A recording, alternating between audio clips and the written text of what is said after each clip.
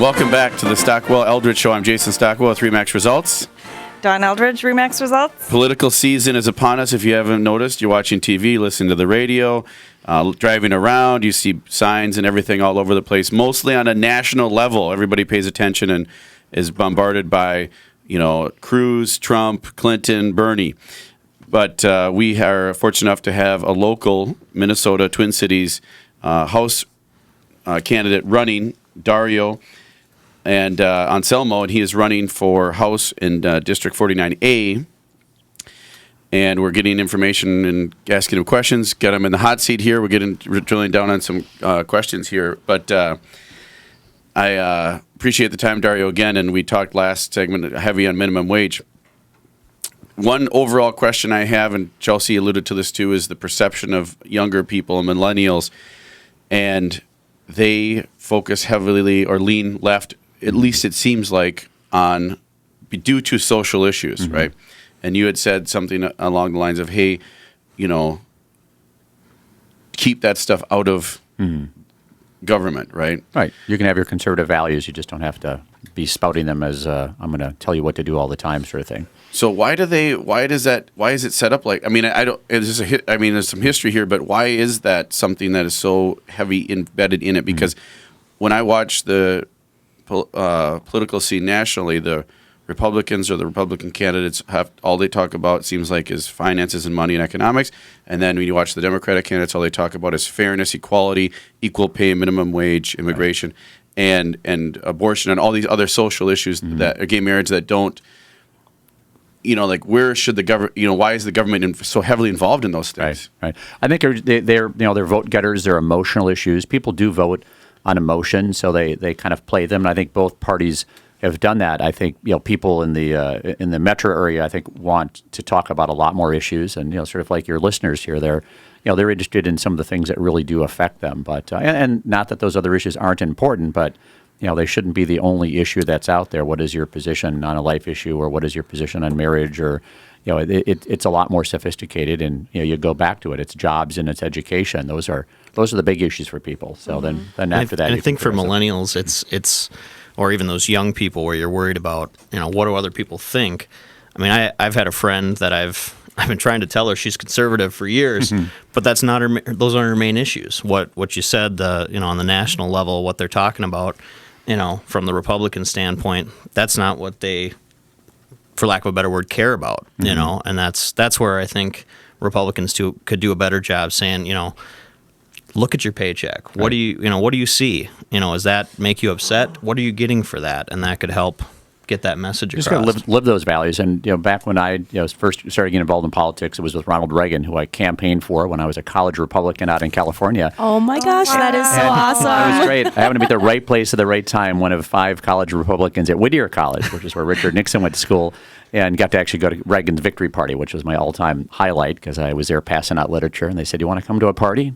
And we got together. Wow. But you could tell he was a conservative guy, but he lived those values. He didn't have to be talking and advertising. So I guess it's like anything. If you're good enough and you're strong enough and your bio is good enough, you don't have to sort of go to the lowest common denominator and try to get something on.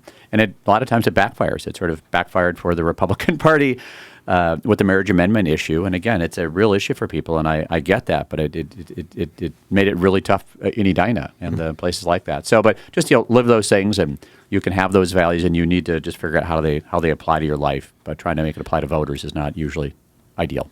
Yeah, and it's polarizing as can be. I mean, this North Carolina deal going on with their, and we're gonna, in all fairness, for next guest, we're gonna reach out to Ron and offer and have him on the show as well and ask questions of him. And you guys, do you have any debates or anything lined up, or? There's one main one. The League of Women Voters does one, and then there's a couple other little sub-debates that are out there. Ron didn't really participate a lot of them before just because he was the incumbent and a heavy, favorite to win.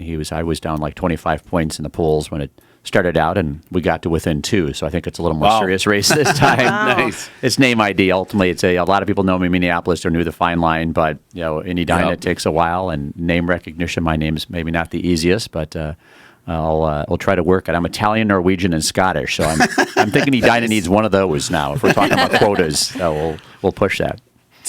So as far as Minnesota and the I read an article in Minneapolis Journal, maybe, or something about significant people in Minnesota that have a lot of wealth are leaving in Correct. high numbers, like an alarming rate due to tax policy. Mm-hmm. Is that because of the fourth tier that Dayton and it got passed, the fourth tier of income tax, or is it some other tax, or what's going on? It's a combination. I mean, it's a lot of them. And that's what you talk to people. They say, well, we only have this tax, and then we only have this tax. And I go, well, when you add it all up, it's a lot of tax. And so we're not against taxes. We want reasonable taxes. The fourth tier, I think, was maybe the final step. We have high commercial property taxes. We've got sales taxes, and you have estate taxes, too. And that's something I think that people start thinking, hey, I'm in Florida half the year. Why not just stay there and be a resident, or I should move there? Well, as they get older, it's a senior shift. There are people doing it younger because you can telecommute, and it gets to be more of a challenge. And then I think a little bit was the tone, because what I heard in the last election was you're not paying your fair share. You're not a good person, is what they were saying. And that tone, I think, was the worst thing. The numbers, people kind of go, hey, we have a lot of good stuff going on here. We have a very diverse economy. Again, it's the economy. It's not the government. It's people actually making those jobs happen. And there's a symbiotic process that goes here. You need to have government. You need to pay for it. But I think it was the tone that I think started at the final tax tier. But yeah, it was close to $1 billion is what the Center for the American Experiment said. And yes, you had more economic activity going on here because we do have this very diverse economy, and people are wanting to come here. They're having to leave other places. We are one of the places that attract people. But why not keep more people? Why do we push people away? Why do we push our senior citizens away? I mean, that doesn't make sense. Besides people that want to grow jobs, we want them to grow them in Minnesota, not just other states. Besides the ones that kind of have to stay here. So we want you to stay here, not that you have to stay here. Yeah, and that. The other thing about that I was curious about was they're leaving, and you said $1 billion is leaving. So that means that they're taking, and that they cannot tax that then? Is that essentially what's going on? So that's less revenue for the government coming in on that for the state. You're not growing it. You're just slightly replacing it. And then, this is in the good times. So everything, all these little experiments, and whether it's everything from the minimum wage that they do in these very high-tech cities, wait till this slows down again. That's when all the theories don't work Which so it well. will happen. We're not always going to be in an up cycle. We've been in an up. We talked about this with Elliot Eisenberg. We've been in a growth phase for a very long time. We're approaching a record number of months in a growth phase before a recession. Question about jobs leaving. It's a big thing on the campaign trail where Ford is leaving and building huge plants down in Mexico. Do we have any of that going on in Minnesota, or are we at risk of that because we have so many big companies here that employ so many people and they're headquartered here?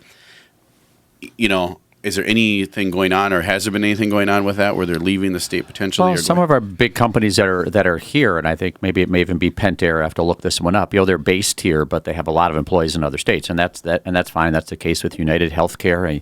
They're big companies. They're international companies like Medtronic, but that's the inversions. You get into tax policy. It's a federal tax. It isn't just the state tax, but they do an inversion where they purchase and get bought by a company. In this case, in Ireland. They start shifting that revenue up there. So it's expensive. That's the corporate tax rate. And I hate to be talking about the corporate tax rate as much as the individual income tax or the property tax, the stuff that regular people pay. But that's the downline effect of it. You're having companies that are leaving here, and the federal government's trying to fight it. And you shouldn't do that. You should just figure a way to have more people in here, more revenue, just a lower rate, and then you'll try to make it work. Yeah, out. And then you have people staying, not moving, or jobs being relocated, or manufacturing. I mean, is that so? Trump is really out there beating his chest about the manufacturing. Is that not as big of a factor here? I mean, the manufacturing we have here is usually higher tech stuff. It's people making lead wires for pacemakers. It's things like that. But there's other opportunities here. We still have resources here, and that's the mining, that's lumber. And there's some new tech solutions to some of those things. There's the biofuels. There's things there are growth industries for us to keep here. But we don't want to be the highest. We don't want to be New York City with our taxes, nor do we want to be Mississippi. We want to be somewhere in between. And we're edging towards New York City. It makes everything more affordable, and it makes you want to do stuff. And why not have manufacturing here? There's certain kind of manufacturing we can get here. So we have a minute and a half or a minute left in this segment, and I want to ask, what are three main differences between you and Ron Earhart that you're maybe opposites on or have major difference? 3 quick bullet points. I would say that the first one is education. I mean, I've got 3 kids in the school system. I've been active there from day one. In kindergarten, I was in the classroom and got involved in the activities, and I think I have a little different, bigger vision for that. I would say on the economy, having been in 3 different types of fields, in high technology, in the service industry, and in commercial real estate, that's a big difference. I understand what it's not like just to cash a check, but to write the check and everything else that goes on, and even making up the difference when you have to, would be the big ones. And I think even my approach to the environment is a little different. This isn't just about punishing people. People in Edina care about that, and I want to find a way to incentivize people to make sure we really do make these investments, and so we can have a clean energy economy and we can have a traditional economy. They don't have to be uniquely separate. Thank you, Dario. Great information. We'll be back with more. I'm Jason Stockwell, RE/MAX Results. Don Eldridge, RE/MAX Results. This is the Stockwell Eldridge Show every Sunday, 10 a.m. here at AM 1280 The Patriot. And check us out on YouTube. We have a lot of good-looking people here. It's a beautiful new day.